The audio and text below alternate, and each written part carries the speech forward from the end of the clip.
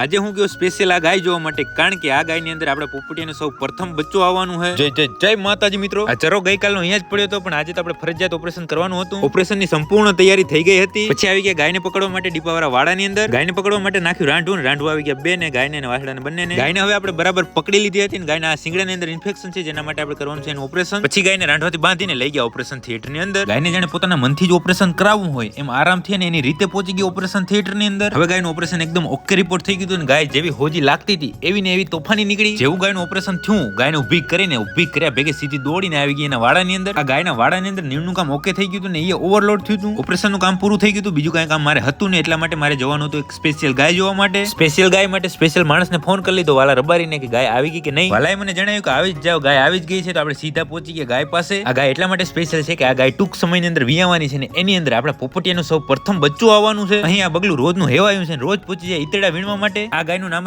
પોપટી જ છે ને પોપટીની અંદર પોપટનું કેવું બચ્ચું આવશે એ મને જણાવજો, અને શું લઈ આવશે એ મને જણાવજો. થોડી વારમાં પોપટી અને બગલાની ભાઈબંધ થઈ ગઈ, પછી બગલો પોપટી પર ઈતડા વીણતો હતો. પોપટી પાસેથી હવે હું પહોંચી ગયો આપણી ગૌશાળાએ. ઘણા સમય પછી આજે લીલો ચરો આવ્યો હતો તો બધાને નાખ્યો. લીલા ચરાની સૌથી વધારે મોજ વાસુડાઈ લીધી ને આરામથી ને મોજથી ખાતા હતા. તો ભલે મિત્રો આજનો દિવસ પૂરો, આજનો વ્લોગ પૂરો. લાઈક, કોમેન્ટ, શેર કરવાનું ભૂલતા નહીં.